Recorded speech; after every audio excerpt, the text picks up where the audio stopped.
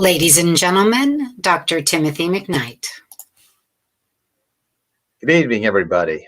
Welcome to week 4, our review of week 4 this week. I know we had 4 posts, 4 videos for you to watch. It was a lot, but as Kelly has reminded you, there's a lot of content in this particular lecture, a lot of important information that's really designed to help you better understand the foods and the nutritional changes for most of us that have developed over the last 100 years in the United States that has led to many of the chronic diseases that we're struggling with right now. So, and also we took some time to go for blood work, which we found in the past that everybody wants to hear about that. So we take the time to review that. So from this point on, we're really going to start talking about healing with everything we do. We sort of walked you through the most depressing part of the Fit for Life series. And after tonight, we're going to be talking about how to proactively heal our bodies with everything else we review in the next several weeks. So let me show you my first humorous slide here. I don't mean to brag, but I finished my 14-day diet in 3 hours and 12 minutes. So I thought you might appreciate that as much as I did. I think I've probably done that a time or two. I was trying to find an inspirational slide or a video for you, and I have several. I just could not get them loaded. I guess I'm not IT savvy enough to be able to do that. For some reason, I struggled today with it, but I'll be sure to post something inspirational next week in terms of becoming healthier. So I found this article, and I just wanted to share it with you. I don't think this was in the presentation from this last week that you've reviewed, but this was in the Family Practice Journal, and I thought this is really amazing. This author on the left, it's pretty fuzzy on the screen, I apologize, but they're talking about cardiovascular disease prevention, and that we're getting closer and closer to being able to prevent cardiovascular disease. But in this article, the 2 summary statements they were making is, if we just control blood pressure a little bit better and we use cholesterol medicines a little bit more effectively, we will be able to really wipe out heart disease and have it well controlled. And I thought this was a very interesting approach, because this is what allopathic medicine does. They go downstream until they wait until you have disease, or until you're progressing in your disease, and then they say, we're going to intervene with pharmaceuticals. And nowhere in this approach are they looking at the root cause, the biochemistry that causes the disease. That just blows my mind. And then when I read this article, what really struck me was at the very end of the article, this doctor on the left, Dr. Ference, reported receiving fees from all these pharmaceutical companies. Isn't that interesting? And can't you see how biased he would be in the approach that he has when he's receiving fees from all these pharmaceutical companies? Of course they want him to be their spokesman, because they're going to promote their products. And if they're promoting their products, then their approach to disease is being reactive and not proactive in the prevention or the reverse of disease. And so I thought I would point that out, because this is what we're faced with. So this week we talked about, this is just a recap of the different things we reviewed. And I ask you to not eat 3 hours before you went to bed, which is hard to do, because again, that's when most of us want to kind of reward ourselves for getting through a difficult day, and having a bag of chips or a bag of popcorn or something sweet is kind of a reward for getting through a difficult day. And it's hard to do that sometimes, to resist that temptation. Then I ask you to eat 4 vegetables every day with 4 different colors, and 2 fruits every day with 2 different colors. These are the primary foods that will help us heal. And I wasn't asking you to eat a lot, but just get used to the idea of, let me look for 4 different colors and have 4 bites of 4 different vegetables of 4 different colors, and the same with fruit. And then, of course, there's the in-home reading assignment and the exercise activity that I wanted you to do. And again, I just want to remind you that those journal activities are still critical. We're not really talking much about that, but those journaling activities, both in the workbook and your journal, are key to helping you make some really insightful reflections and recognize some important things that you need to do as you progress forward and begin to heal. So we talked about first using our blood work to tell us how healthy we were or we are. And again, I talked about the normal range. And what this means is that 95% of you will have blood levels in this range. So what does the opposite mean? What happens if you're a little bit on the low side, that you're in the 2.5 percentile where your numbers are higher or lower? Well, that might be your normal. It doesn't necessarily mean that you have a disease condition. And really, getting these blood tests done maybe annually or at least regularly where you can compare and you can make sure as you review these with your provider that there's no significant changes, that this really is your normal, that's pretty critical. But there's one exception. And the one exception I would say is that when we talk about hormones, whether it's thyroid or estrogen or testosterone or the other hormones we'll talk about in week 11, blood levels never should be on the low end of normal or perhaps even in the normal range. Most of the time, we want our hormone levels to be high normal.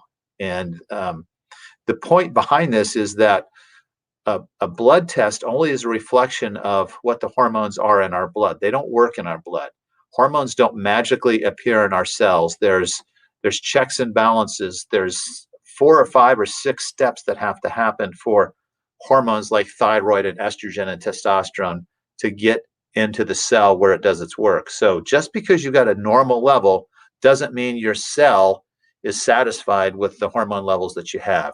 So really, when it comes to hormones, we're looking for feedback based on symptoms, whether or not your cells are healthy and whether they're happy. Because if the cells are happy and feel good, you will feel good as well. So I often treat hormones based on how your symptoms are and what your symptoms are telling me, and not necessarily what the blood test says.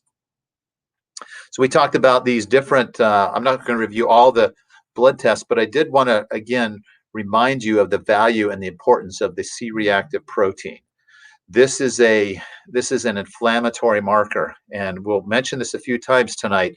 When you have a lot of inflammation in your gut because you've got abdominal obesity, when you have other inflammatory states, this C-reactive protein level goes up. But again, if it's greater than 10, 10 does not mean your condition is worse. 10 just means there's inflammation. And we can't always link a C-reactive protein of 12 or 13 or 15 to your risk for heart disease. So please understand that. That's hard for many minds to grasp. But boy, if 3.5 is high risk, then 13.5 must be really high risk, and I'm probably going to die tonight. That's not the conclusion you draw. You just say, I've got inflammation. I need to figure out where it is and how to fix it. Okay, we talked a little bit about thyroid also, and this is maybe a little bit complicated, but the point is that what most doctors measure is this TSH. I'm trying to get my cursor to show you the TSH right here. That's the thyroid stimulating hormone. That's being released from the brain, the anterior pituitary, and it's telling your thyroid gland to make more thyroid hormone. The hormone that your thyroid gland makes is this hormone called T4. T4 has 4 iodine molecules on it. T4, as you see over here, is a very inactive form of thyroid, but most of the thyroid in your blood is T4, 93% of it. But when it interacts with your cell, it has a very weak effect on the cell. So what your body says is, give me the really good thyroid hormone, the really strong one that my cells are going to respond to, and that's T3.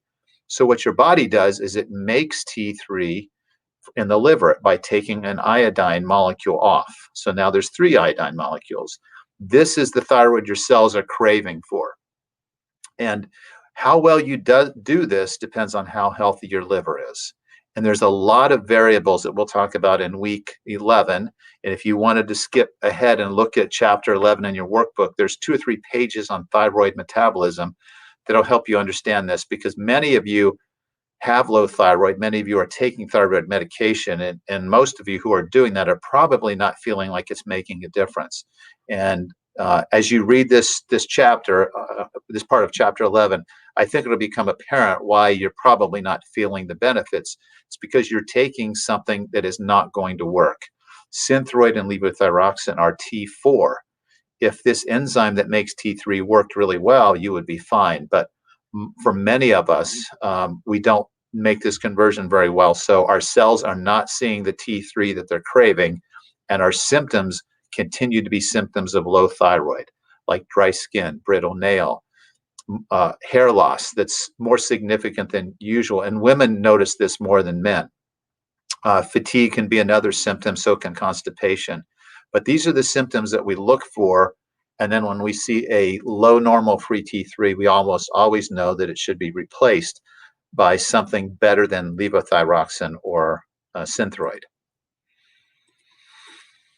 Okay, we talked about chronic diseases that have their background basis in nutrition, in food. And so we mentioned that these are the most common cancers that kill us. And this is the rank order. The deadliest, the highest mortality rate is lung cancer, then colon and breast and prostate. We talked about the leading causes of death, and we compared 1980 or 1900 to 1994.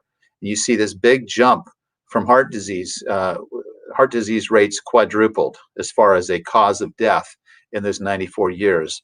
And cancer rates went up sixfold from a rate of 4% up to 24%. And the astute individual would say, well, people are living a lot longer. In 1900, we were dying by the age of 50, 55. And by 1994, we're living up to 70 or 75 or 77 or 78. So we live longer, we get these chronic diseases. Good argument. The other point here is that these initial killers in the 1900s were infectious diseases, and with the development of antibiotics, we're more protected from those. But we had some changes in our dietary patterns over the course of the 20th century. So we went from 30 pounds of grain a year and 200 pounds of potatoes to in 1985, we were eating half that, but we doubled our milk consumption and doubled our meat consumption. We are not intended to nurse off of cow our entire life. That doesn't make any sense from just thinking through logic. Mother's milk is for the baby. And from that point on, we don't necessarily need to nurse from a mother, and we certainly don't need to nurse from another animal. And milk or the meat consumption increase is also kind of against what nature teaches us, because nature teaches us, if you just look at your mouth structure, our teeth are more structured like a carnivorous mouth, like a cow or a deer. We have canines, and we have 4 canines, but we have primarily molars to grind, and we have incisors to cut. So our mouth structure tells us that we should be eating more vegetables and fruits than we should be eating meat. But somebody convinced us in the mid-1900s that we need to eat a lot of animal flesh and we need to drink a lot of milk. We're kind of violating that simple message from nature that says the earth has provided for us what we need, and we don't really need to eat like a carnivorous animal. When we talked about cancer, things that cause cancer, many of us think the environment causes cancer, but the environment is the trigger. It's not the genetics. And as you look at this graph, the biggest contributor to cancer, 35%, is from a dietary origin, and then 30% is from tobacco use. So if you address both of those, you start eating healthier and you stop smoking, you've really lowered your risk for cancer pretty substantially. We talked about the link between some of these cancers and diets. And then we talked about those diets that increase your risk of cancer, those foods, and those foods that decrease your risk of cancer. And you can see this list is pretty self-explanatory. We kind of all know this. We know what we should eat, what we shouldn't eat. But when you're honest with yourself, you look at this list on the foods on the left, and we really do enjoy these foods. They're tasty. These foods on the right, they're kind of an acquired taste, and we've really got to get used to eating these, because the foods that are high in protein, high in sugar, high in fat are really what our palate craves. And so this is why many of us suffer from a lot of these chronic diseases and particularly put us at risk for cancer. Then let me see here. Oops, going ahead too fast. Oh, there's a blank page. Oh no. Okay, let me see. Okay.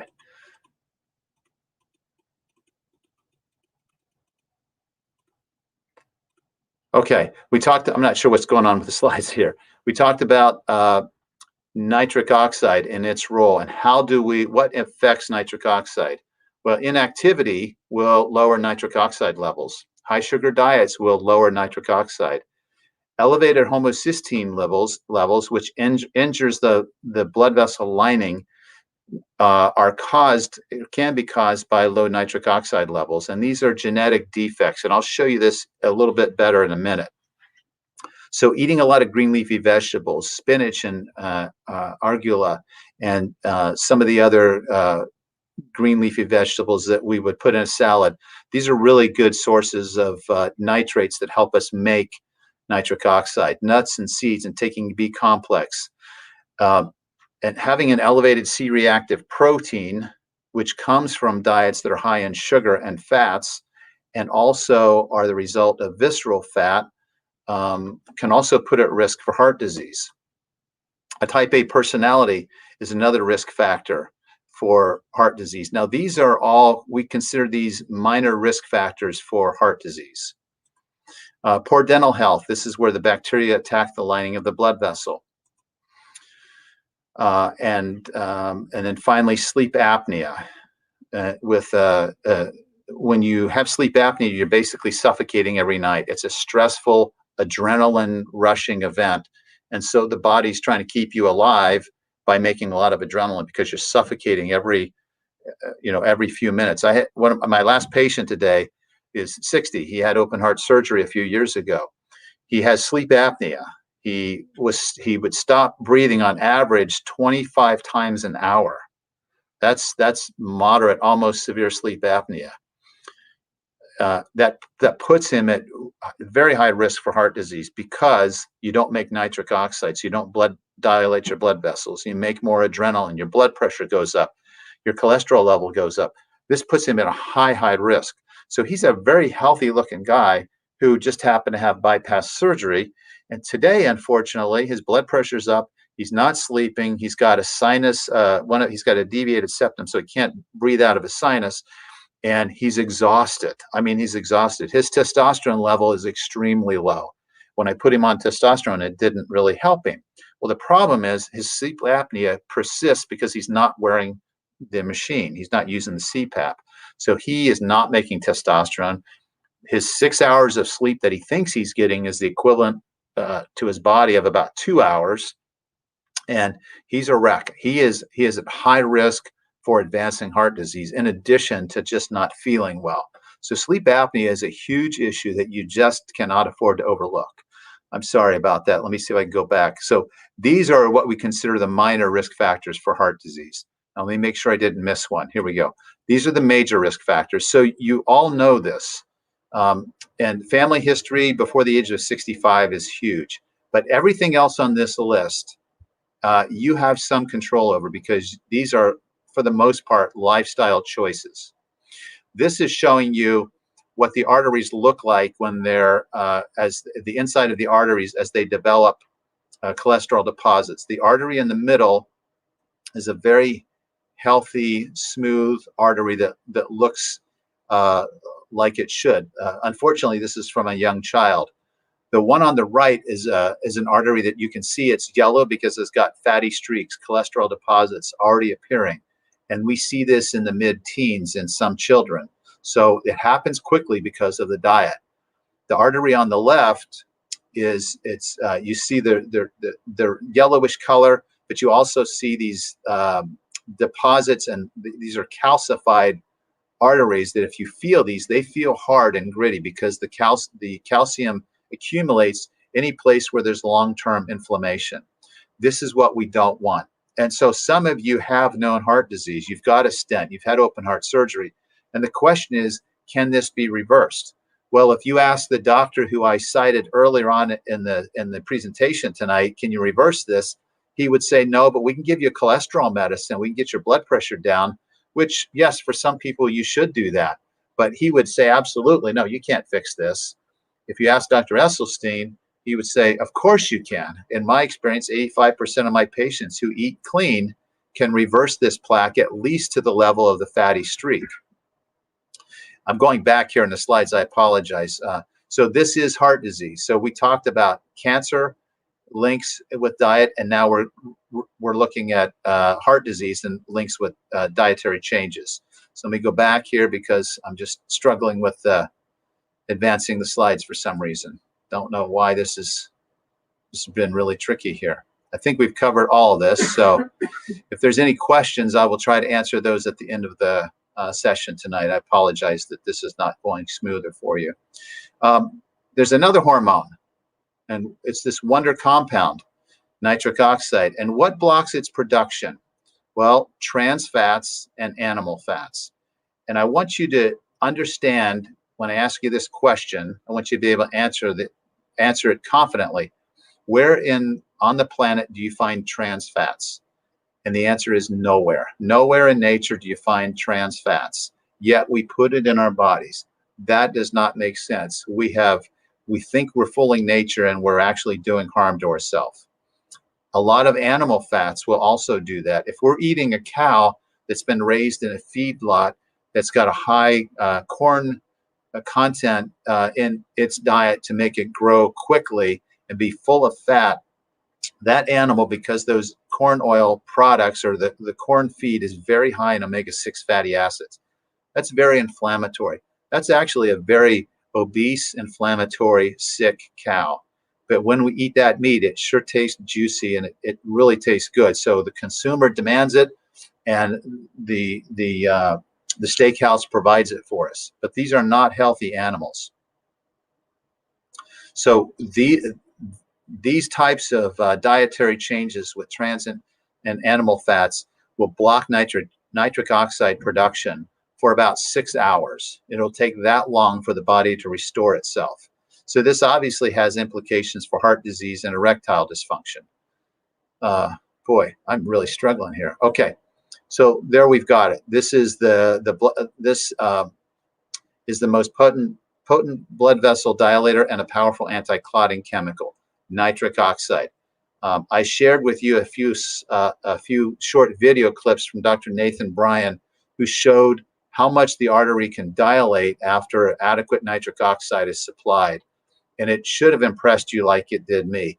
Not only did the artery dilate, but the white blood cells that were trying to stick to the lining of the artery in an atherogenic diet sometimes would penetrate the artery. And when they do, they gobble up the cholesterol deposits that lines the artery wall, and then it changes that white blood cell into this big, fluffy, kind of a Crisco-like compound called a foam cell, and that's where atherogenesis develops. So we don't want those white blood cells penetrating the wall.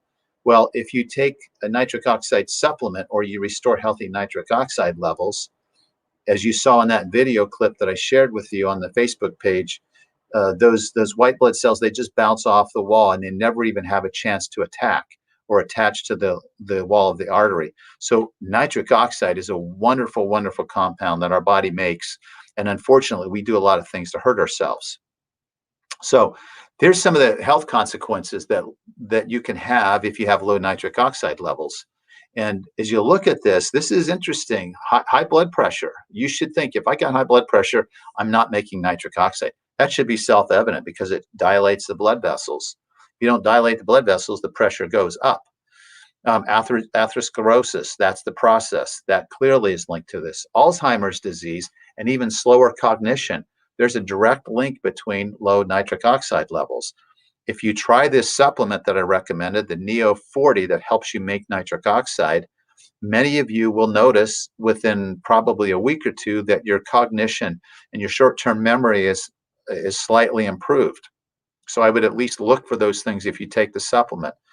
Dr. Bryan says erectile dysfunction in men and women are due to low nitric oxide levels. Now, we know what erectile dysfunction looks like in men. I wish I could have asked him what that looks like in women, but maybe some of you women could.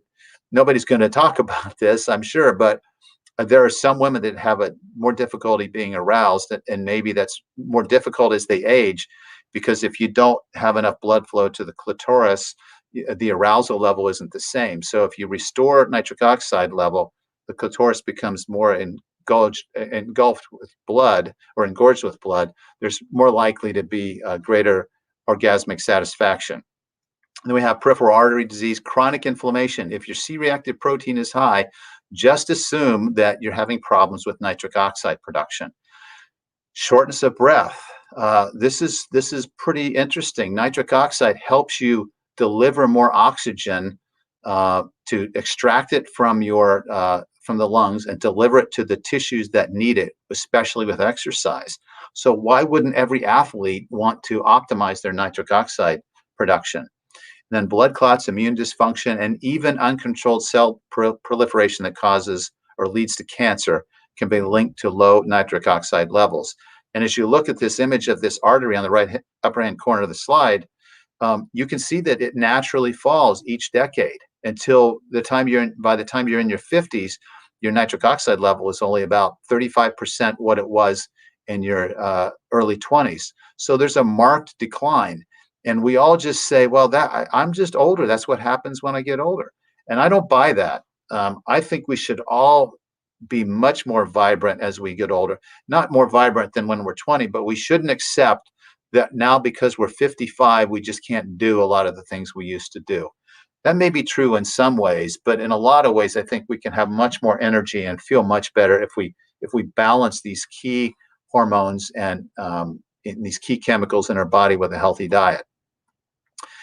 I also wanted to share with you a little bit more about nitric oxide. You make it in two different places. The image on the left says your body makes this by using an amino acid called arginine reacting with oxygen, and there's an enzyme called nitric oxide synthase that makes nitric oxide. So if this enzyme works well, as it does when you're younger, you'll have great nitric oxide levels. You'll be a 20-year-old that can have a six-pack of beer and still have a good erection. A 25-year-old that's doing a lot of the things wrong, but still not have a heart attack. But as time progresses and that enzyme doesn't work, well, there's going to be more difficulty, and you're not going to be able to perform as well when that nitric oxide synthase enzyme doesn't work for you.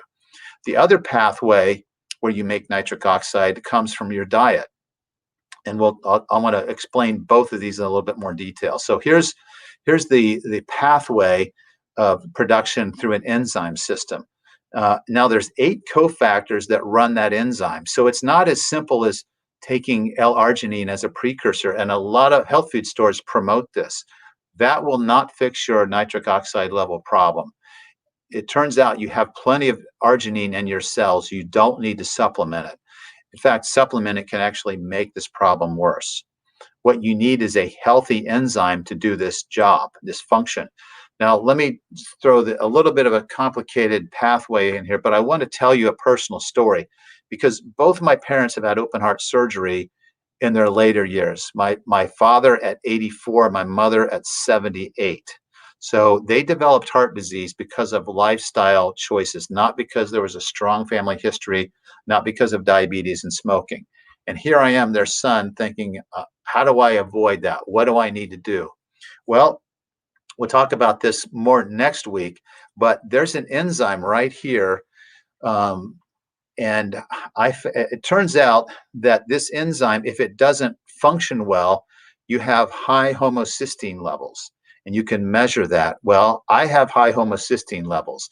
And guess what my parents have? They have high homocysteine levels. So then I did another test.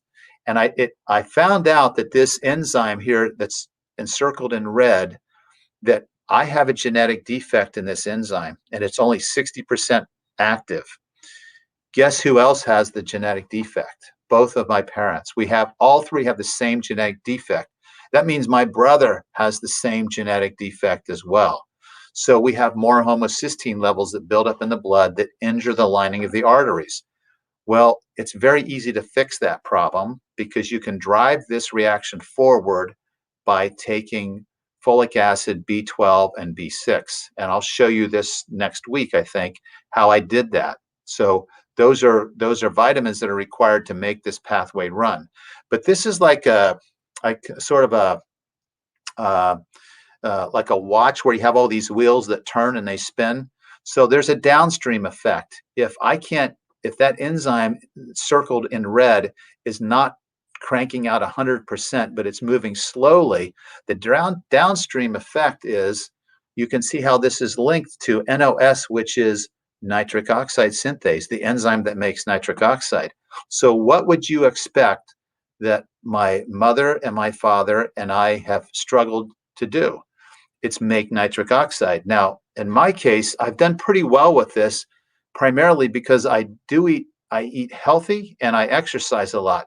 My problem is sometimes the healthy foods that I eat are negated by the sugar foods that I eat, and that's my biggest challenge.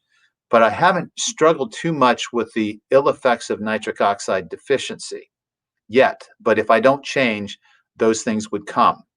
So if this enzyme gets impaired because this other enzyme isn't working, then I don't make nitric oxide, and now I put myself at risk for all those conditions I showed you a couple pages ago. And that's what I'm trying to avoid. If I don't address this, my chances of open heart surgery and heart disease down the road are pretty significant. So folic acid, B6, B12 are all required to run these pathways, and many of us are deficient in those, which I will show you why here in just a minute. So the other pathway that makes nitric oxide is from our diet.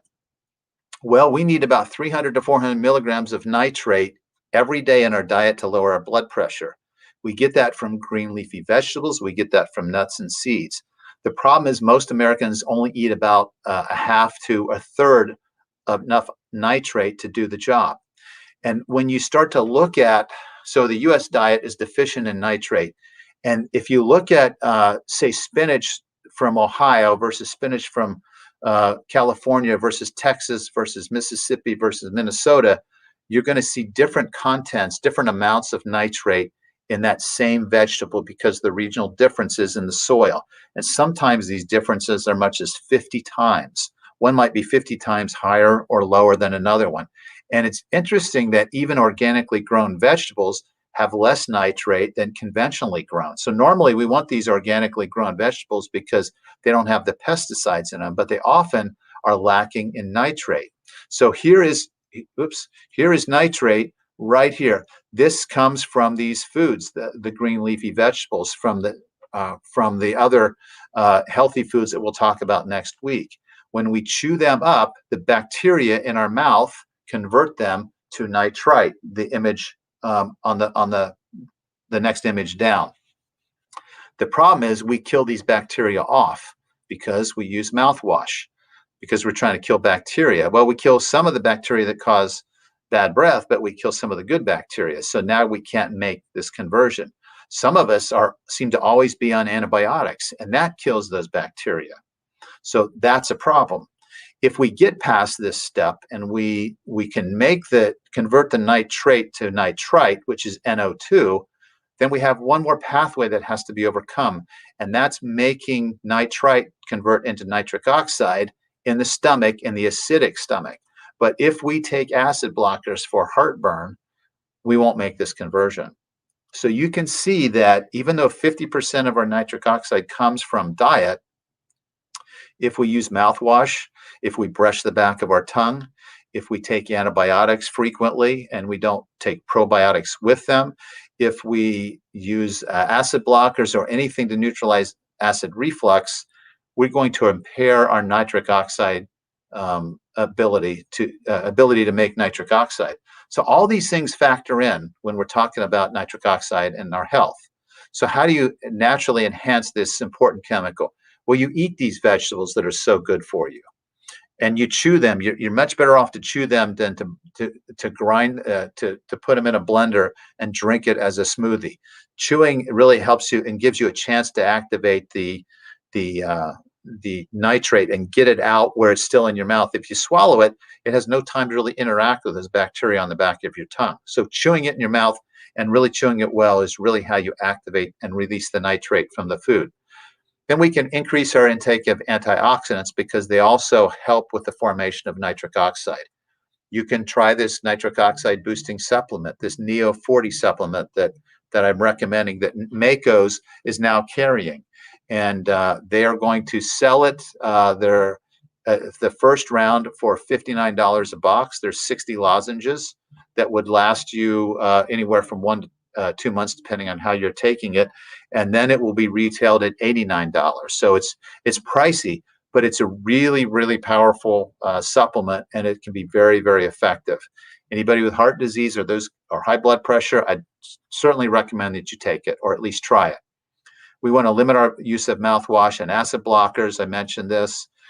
We want to exercise because exercise tells the body, you better dilate those blood vessels. I need blood to my muscles. And so the body gets better at making nitric oxide.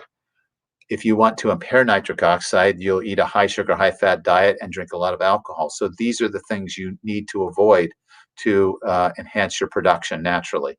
And of course, we want to get rid of that belly fat because that's very inflammatory and that makes it really hard to make nitric oxide.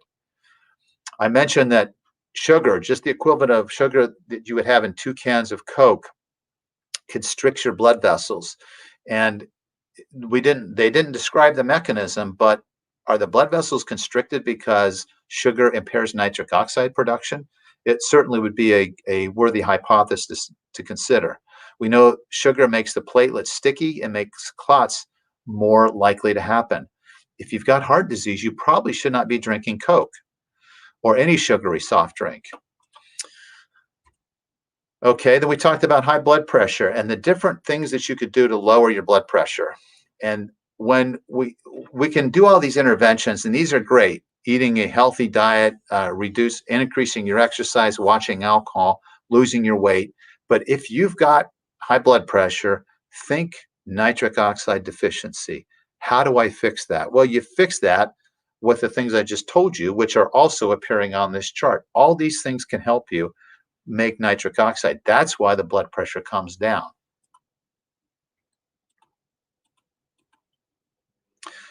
This was another interesting article that I posted on Sunday for you. A high salt diet can induce insulin resistance or make you more at risk for diabetes within 5 to 10 days. Adding too much salt. Isn't that amazing? The body can respond quickly to the wrong decisions.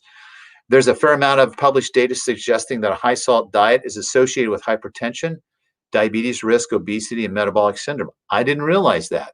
Too much salt puts you at risk for diabetes. I knew it had a risk factor for hypertension, but I didn't know about diabetes or obesity. And fructose, this is a direct quote from this article, also impairs fatty acid oxidation. So high fructose corn syrup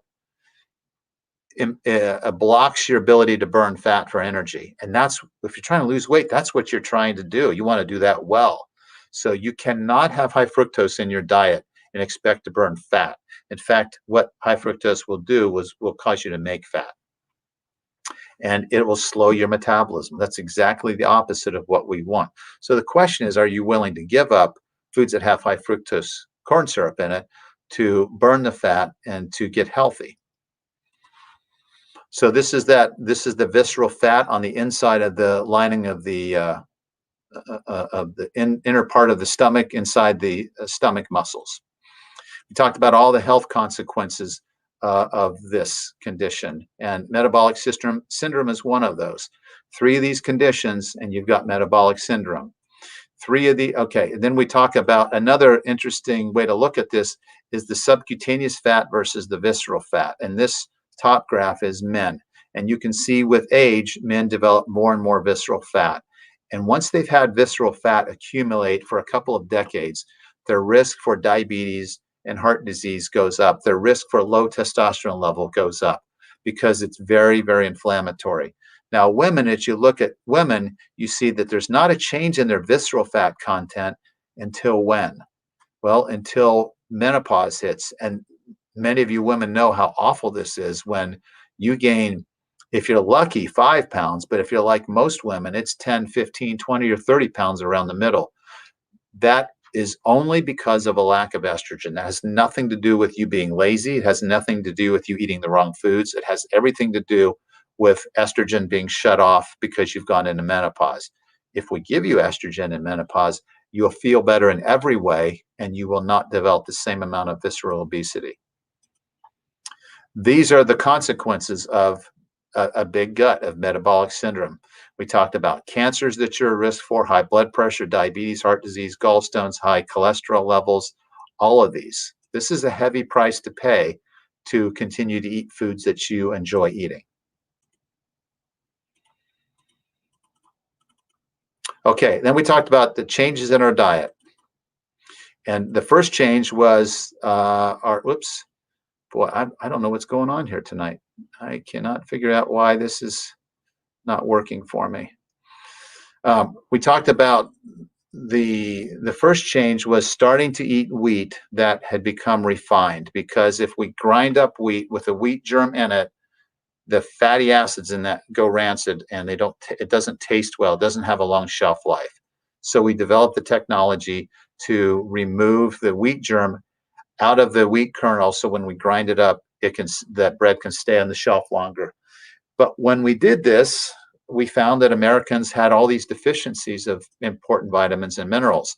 So we passed the Enrichment Act in 1942 to say, well, these are the 4 we're going to make you add back. Well, what about selenium and manganese and molybdenum and boron, cobalt, and copper? Those were not added back. I apologize here. Let me see if I can go back here and show you a couple of the slides that didn't show up. Okay. Can't figure this one out.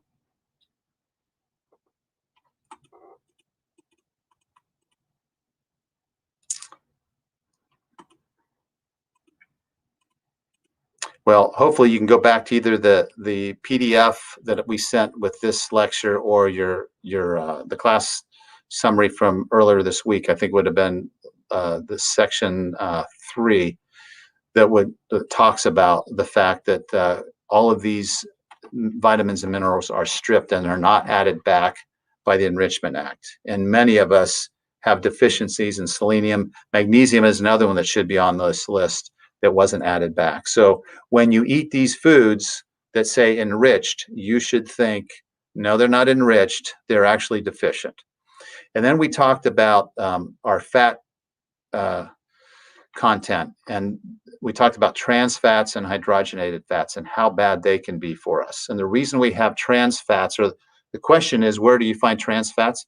You should have this down pat, nowhere in nature. So we make trans fats because it prolongs the shelf life of our food. Trans fats are unnatural chemicals. The geometry of a trans fat, when it gets incorporated into a cell, confuses the cell, and it interferes with cellular communication, and it puts us at risk for high cholesterol and heart disease and certain cancers like prostate cancer and colon cancer and other cancers. So we need to be really cautious with the use of these. This is the trans fat. This is what nature makes, where the hydrogen molecules are on the same side of this double bond. When they flip to the opposite side, it's a trans configuration, and nature doesn't do that. But we can do that chemically. And when we do that chemically, instead of having a large bend in a natural fatty acid, we have a very small bend in a trans or artificial fatty acid. And this is what confuses the cell. It doesn't signal correctly, and it leads to a lot of problems.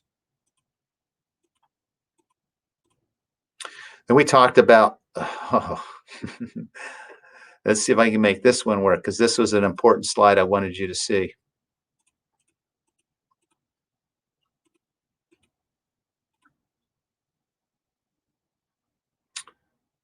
Okay, well, I'm not going to be able to show you this one apparently.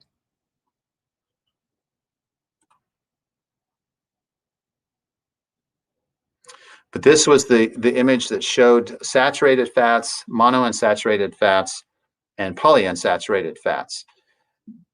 the normal ratio of the omega-6 to omega-3 content in these fats is a 4-to-1 ratio. So as you study the monounsaturated fatty acids like canola oil and olive oil, you'll see that this ratio is fairly close to 4-to-1. As you look at the vegetable oils on the bottom, corn oil and safflower oil and sunflower oil and these other oils, you'll see they're very, very high in omega-6, very low in omega-3. So they are kind of going against what your body is looking for. The ratio of omega-6 is extremely high. And that's very inflammatory to the body.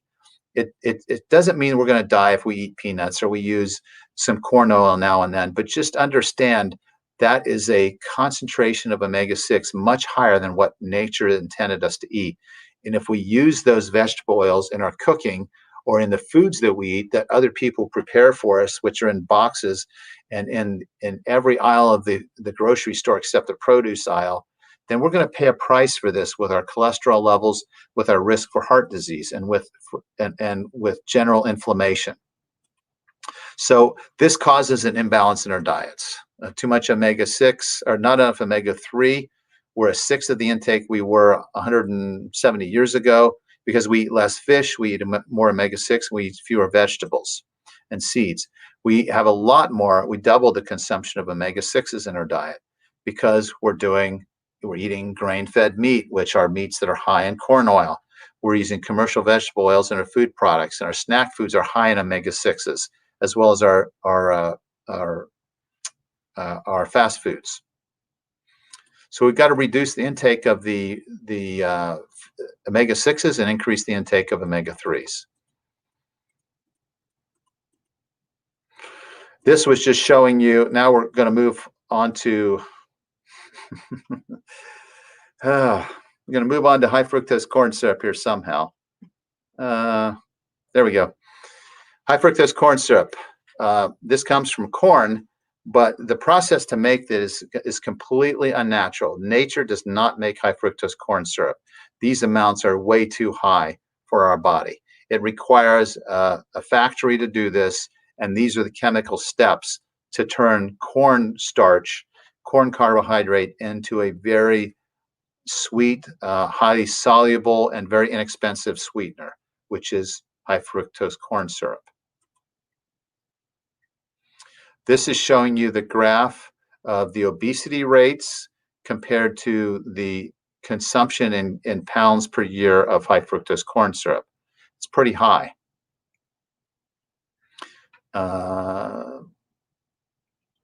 And this shows you the per capita consumption of these different sweeteners over the last, since 1970. You can see the high fructose corn syrup is pretty high, and the average American eats about 100 pounds a year of sugar. There's a lot of different sugars that are disguised on food labels, and if you're not aware of what you're getting, you're probably putting sugars in your mouth that are going to make your insulin levels jump way up and turn on all your fat-making machinery. The one that I was pointing out here was that these sugar alcohols are non-caloric sweeteners that just fool your tongue into thinking what you're eating is sweet.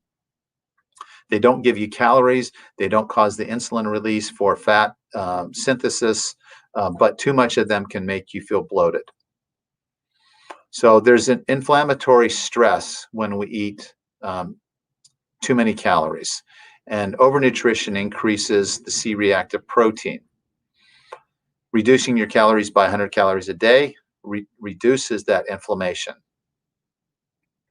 A neat study here showing sugar and the decline in cognitive function. We have higher hemoglobin A1C levels associated with lower cognitive function. So basically, the more sugar you eat, the slower your brain works and the more difficulty you have with cognitive function. And if you haven't experienced that, you should try that sometime. You should just pour on the sugar, eat a ton of sugar one day, and see how quickly your cognitive function and your speech patterns change. Because if you eat enough sugar, you will be able to tell things are coming to a grinding halt. This is a beautiful slide to illustrate everything we talked about. This is a harmless loaf of Italian white bread that I used to love. I still love it. I just try not to eat it. If you look at the contents, the first component by weight that makes up most of this food is enriched wheat flour. So we know enriched means deficient. It's not going to have magnesium. It's not going to have selenium. It's not going to have zinc. It's going to be deficient in these. But you can see that it's added back niacin, iron, thiamine, riboflavin, and folic acid because that was the Enrichment Act of 1942. The next component used to sweeten this bread was high fructose corn syrup. That's a perfect choice as a food manufacturer. It's cheap, it works really well, highly soluble. But when your body gets a hold of this and the liver sees high fructose corn syrup, you turn on all the fat making machinery, and your body craves more sugar, and you want to eat more sugar. And then what about the fats? Partially hydrogenated soy oil. So this is a trans fat that's inflammatory. It's going to get embedded into the membranes of your cells and confuse the cells. And it's made from soybean oil, which is very high in omega-6s, which is very inflammatory. So you can see these nutritional dietary changes I've talked about are in just about every food that we like. The total carbohydrates here is 14 grams. You cannot have more than 1 or 2 pieces of bread a day if you're trying to lose weight. Probably not even 1 piece of bread if you're serious about losing weight, because it's just too many carbohydrates, too much high fructose corn syrup. We talked about just eating too much. We have lost our sense of what a true serving size is. People say, well, if I just start cutting my calories down when I'm older, is that going to matter? Because I'm 65, I'm 70 years old now. Is that going to do anything for me at this point? And the answer is yes. At any age, you can lower your caloric intake and slow the mortality rate because you're slowing the rate of the shortening of those telomeres that we talked about a few weeks ago. You can extend the lifespan, and you can delay the onset or progression of cancer. Cancer feeds on calories. Cancer especially loves sugar. So if you're trying to reduce your risk of cancer, reduce your intake of sugar. It's never too late to start. But what about, can I just exercise this off? Can I eat anything I want and then just exercise, burn the calories to keep the weight off? Well, of course you can do that, but it's not going to help you live longer. If you want to live longer, you cut your calories back. So these are the keys of the change in our lifestyle in terms of diet over the last 100 years and the price we've paid to make these changes. I don't think this was a plot by any other country to destroy us. I think this was driven by economics and capitalism and just giving the consumer what they want. And I don't think the food industry realized that we would be paying the price for some of these modifications, but nature already knew what we needed and how we needed to eat it. And every time we intervened to try to outsmart nature, we've paid a price for it. So stick with the produce section of the grocery store when you're choosing your foods. So these were the assignments that I wanted you to do this week.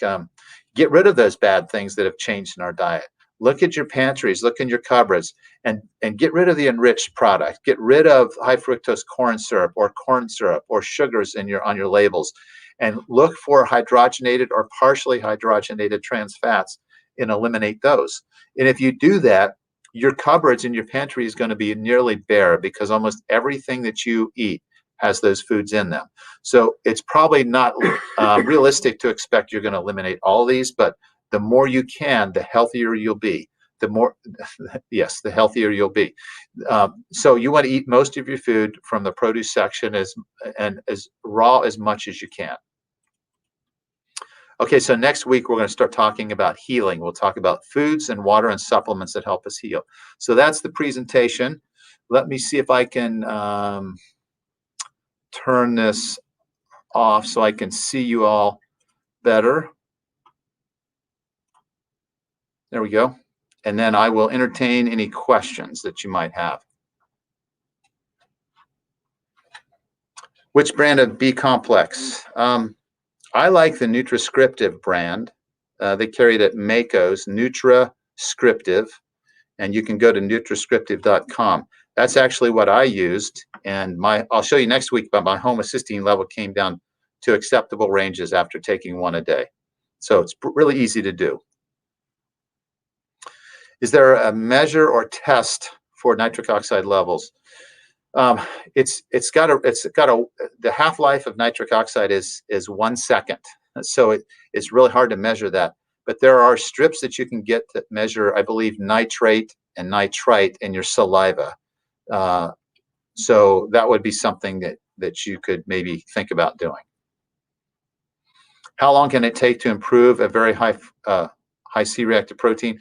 Well, one of the things I've been trying to say the last few weeks is your body responds very quickly to anything that you do that's good or bad. So it depends on how high the C-reactive protein is and how much you change in your lifestyle, how much you change your diet and how much weight you lose. But I think you'll be surprised if your C-reactive protein starting the program was 17.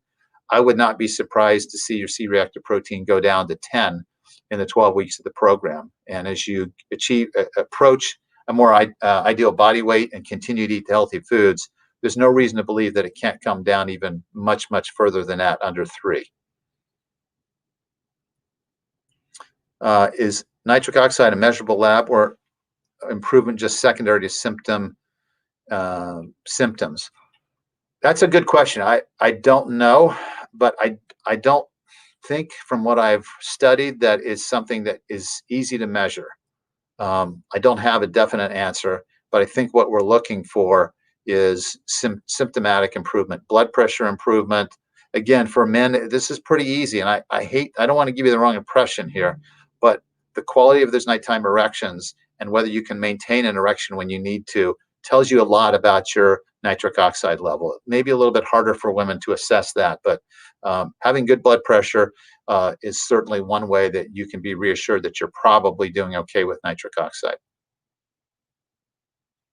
Anything unhealthy about diet soda? Yeah, diet soda is probably not, it's not preferred, but the changes that I'm asking you to make every week are small. And if you're somebody that has 3 or 4 Diet Cokes a day and you're struggling with carbs, I'm going to let you focus on your carbs before I really talk to you about getting rid of the Diet Coke. But diet soft drinks are very acidic, so that's bad. They're very oxidizing, which is it accelerates the aging process. And the artificial sweeteners in diet soft drinks are also not good. They have there's some concern about risk for cancer and other potential problems with the artificial sweeteners. So again, this is something I'll ask you to cut back on later in the program because it's really something we should try to avoid. Nature is telling us we need to drink water. Nature has supplied water for us. That's the message from nature. So don't let this overwhelm you at this point, but that would be my answer to your question. Does it help to take omega-3 supplements? Yeah, that's a great question. Yes, it can help. It helped me. I'll show you next week. It helped me lower my triglycerides. But if you're not doing the other things, there's so many other factors from the dietary standpoint involved here that if you take omega-3 supplements, these are usually pretty big capsules, like 1,000 milligrams or a gram. Those are pretty big gel caps to swallow. And taking 1 or 2 of those a day is probably not going to change your triglycerides or your cholesterol or give you any noticeable changes with inflammation. I was drinking or taking a teaspoon of fish oil a day, which was like 5 grams, and that did help my cholesterol. But really, what you want to do is do everything else we're talking about, and you probably won't have to worry about taking too much of an omega-3 supplement. These supplements can add up, right? I mean, you start taking 4 or 5 supplements and you're spending a lot of money, so you have to kind of prioritize. And I wouldn't have that on my top 5 list of priorities in terms of supplements, but I think it's something you could certainly try. Yeah, there's a lot of sugar in dried food, but again, fruit is nature's dessert. If you're trying to lose weight, you do have to be careful about the sugar content in the dried fruit because it'll stimulate insulin release and fat synthesis. Fresh is always best. Fresh is probably what nature has intended. But I have to admit, I like to get some dried pineapples and craisins, and I put those in my bag. I have a Ziploc baggie with almonds and cashews and pecans and some sunflower seeds and maybe some pumpkin seeds. And I'll have a handful or two of that a couple times a day, and it helps to satisfy my craving for everything. And there's just enough of the dried fruits in there to give me that that sugar craving that I'm looking for without adding too many carbohydrate calories. So I think dried fruits are okay as long as you're not eating a lot of them. What about caffeine, coffee or tea? Yeah, caffeine works just the opposite of nitric oxide. So nitric oxide dilates blood vessels, caffeine constricts them. In the 1950s, if you came to the emergency room with a migraine headache, we would give you intravenous caffeine to constrict those blood vessels, and that would relieve your headache. But what does that do to your blood flow to your heart? It probably slows it down and probably impairs it. So we like caffeine because it's a stimulant. It gets us going, but it's probably not the best thing to be drinking before an exercise session because our blood flow will be impaired. So caffeine is something that we should all strive to cut down on as much as we can and maybe eventually get off of. If you're drinking caffeine to give you energy or to give you a boost or to wake you up in the morning, nature's telling you, giving you a clue, and you're ignoring the message. And the message is you need to get more sleep or manage your stress better so you don't need that caffeine jolt to get you going. So again, that's a tough one. And that's something that is not high priority in terms of all the other things that I want you to do. This week, I want you to be eating more fruits and vegetables. That's the key message. Artificial sweetener replacement in high sugar foods replace the need for awareness of intake, also sabotage our efforts in healing. I'm not sure I understand that, but I'll try to answer it the best I can. If you're using artificial sweeteners to replace sugar in your diet because you're a carb lover, you probably, nature's telling you, you love carbs because you're still getting stimulated by ghrelin and leptin because you've eaten too much carbs. So the more you avoid sugar and the more you avoid carbs or cut the intake down, the less that drive will be for you to eat foods that are sweet, even artificial sweeteners. So to me, if you're eating artificial sweeteners, it's telling me you really love carbs and you're not ready to give up that sweet taste. So I would say stick with the intermittent fasting, tell your body who's in control, and eventually your craving for anything sweet will be so low that you won't even crave anything with artificial sweetener in it. Hopefully that answers your question. Yes, great question. We'll talk about that in week 11, but blood clots, they're the only estrogen that increases your risk for clots is Prempro. And that was a study done in 2002. That's really bad. It's still on the market. You should never use Prempro. But estradiol, which is the hormone that makes you feel good and helps you lose weight at menopause, makes your bones strong. It's actually protective to your heart. That does not increase your risk. And I can even tell you with confidence that I can put a breast cancer survivor who has estrogen receptive positive breast cancer safely on estrogen, on estradiol, and not worry about increasing her risk of a recurrence in cancer. But I would never do that because as soon as I do, and there's a recurrence of the breast cancer, because it can happen, I would be taken to court. And my mentor we could win this case and it could be dropped because of the evidence, but I would be probably banned from every area in the region who knew that I was doing this because everybody else would totally disagree with it. So yes, you can have estrogen replacement with a history of blood clots. All right. Well, thank you for the questions. Again, I apologize for the slides tonight. Not sure what happened, but it's been that kind of day for me. And fortunately, I haven't given in to sweets like I've wanted to, but it's been a rough day. And I hope you've enjoyed the presentation that you watched, and I hope this was helpful for you. And I'll look forward to having a new presentation for you on Sunday. So have a great week and stay safe.